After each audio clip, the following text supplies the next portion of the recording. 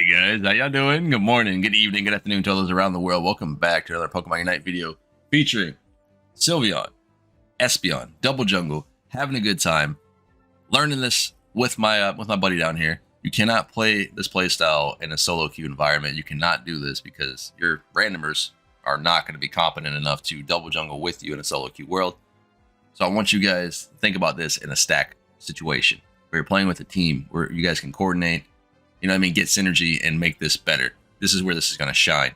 Now, sadly enough, our Sylveon did not pop off to Sylveon during the first rotation because the randomer, Mr. Mime, decided to follow Sylveon on her jungle path and take some of the experience, which is really unfortunate. But what are you going to do? This is why there's two A-Palms down in the lane, because Mr. Mime decided to troll a little bit.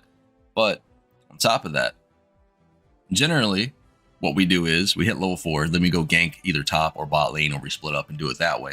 Now, when this is happening, there is a potential to do a lot of damage. There's a potential to score a lot of points because the enemy team isn't ready for this or not prepared.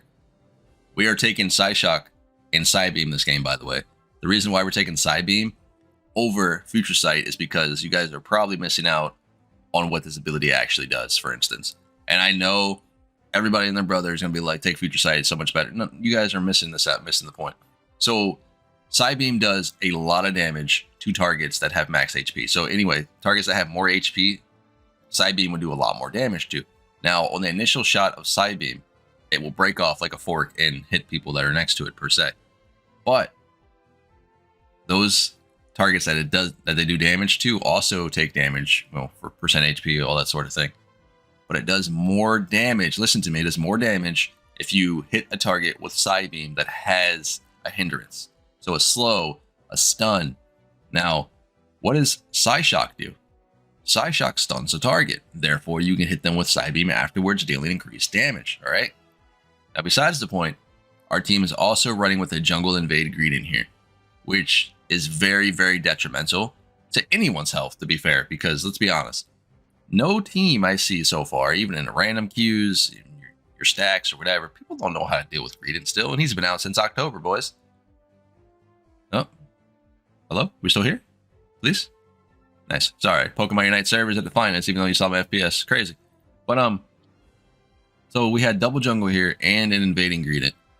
Now, I still think people don't know how to deal with invading Greedent right now, just overall. And you gotta keep in mind that considering the game has been nerfed overall with Buddy Barrier in the early game, it doesn't really affect a lot of people who don't typically run Buddy Barrier. You know what I mean? Whereas Greedent did, we didn't necessarily need it because he has all this sustain. You know what I mean? But now a lot of junglers who used to run Buddy Barrier can't, so they can't really deal with Greedent as well. Period. Even with it or without it. And now without Buddy Barrier, he just becomes more of a menace, and I think people are going to realize that as well. And Stuffed Cheeks, by the way, is still really, really, really good in the early game. People are still running Covet. It's okay. It is what it is. Now, if you notice our levels here with Espeon and Sylveon here, we're pretty much, you know, level 10, level 9. You know what I mean? We're close to levels. They would be the same level as me, give or take, throughout the first clear of the jungle. And Mr. Mime didn't troll. But regardless, besides the point, it's the fact that we can do the double jungle. We can go around. We can gank the lanes. We can gank the double lane together. We can split up and gank them that way. It doesn't matter. We will always be able to apply pressure to the game. And on top of that, we do have a Greedent, like I said, in which is doing Greedent things in the backside and getting points and scoring and goals. Whereas you got Ninetales up here fighting Mr. Mime. She's not paying attention to this. She's going to die for it. You know, she popped her Unite. It is what it is. The amount of damage that Espeon does is absolutely absurd when you hit your skill shots, dude. Like, it really is a lot of DPS. Also, Psybeam is a skill shot too. Think of it like, I'm trying to think, what's that ability? Like Dragonite's, maybe. No, it's kind of like that. I don't know. I forgot what Pokemon it is, but like, when you hit that auto attack off, it's like an aim. It's like a skill shot for some reason. I don't know why. It doesn't necessarily like follow the enemy Pokemon. Your Psybeam doesn't do that either. It doesn't follow the Pokemon. It's kind of like a skill shot as well. So you have to line that up too with your Psyshock to actually do a ridiculous amount of damage. Now, if you saw what happened there, I popped my Focus Band and my Potion to keep myself alive. So I double tapped them. And this is why we are both running Potion we are both running Focus Band and Assault Vest just because this metagame is completely crazy right now. Whereas a lot of Pokemon do a ridiculous amount of damage, right? And with Espeon and Sylveon, you can get away with running the Assault Vest, running the Focus Band, because on top of Espeon's passive, which it blocks hindrances, Charizard Unite, Serena's Unite move, stuns, it's crazy. On top of that, the Assault Vest allows you to take less damage from special attack, and which Sylveon also runs here. Now, why do we do this? We run the Assault Vest, we run the Focus Band, we run the Potion to give ourselves more durability inside these team fights, because we are generally squishy Pokemon. But at the same time, with these items, it allows us to out-sustain the enemy team, it allows us to out-sustain damage in which we shouldn't normally do in these situations. Whereas with Espeon here and Sylveon, everybody and their brother wants to play these Pokemon on top of Blastoise and Pikachu. Now, you see one or two or all of those pretty much in every single game, whether it's your team or the enemy team, vice versa, you know what I mean? And you got to keep in mind, what damage is that? It's special attack damage, right? What item is good versus special attack damage? Assault Vest. Who sleeps on Assault Vest? Every single body, every person out there. Like your grandma, your brother, your aunt, your uncle, everybody sleeps on Assault Vest. This is the time where Assault Vest will pay dividends to the metagame and surprise you. And it's just my opinion, just because there's a lot of special attack going on right now. There's a lot of damage, less body barrier.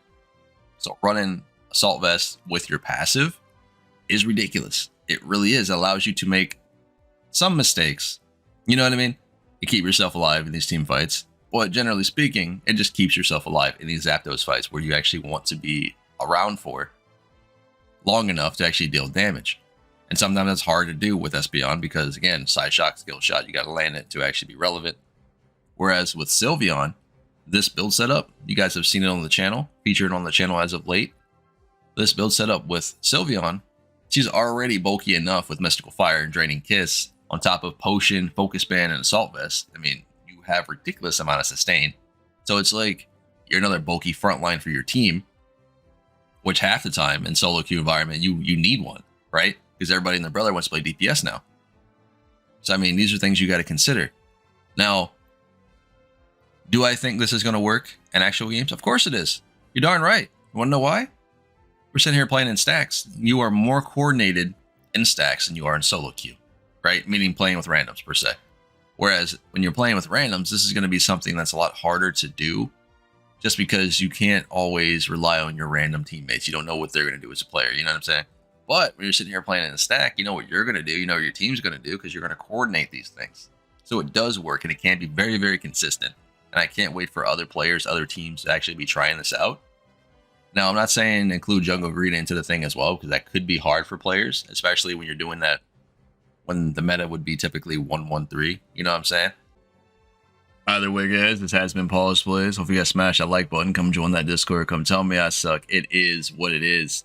Hopefully you guys stay safe out there, and I appreciate you for coming in, dropping comments, dropping the likes, subscribes, playing around in the Discord community, all that sort of thing. Wouldn't be here without everybody.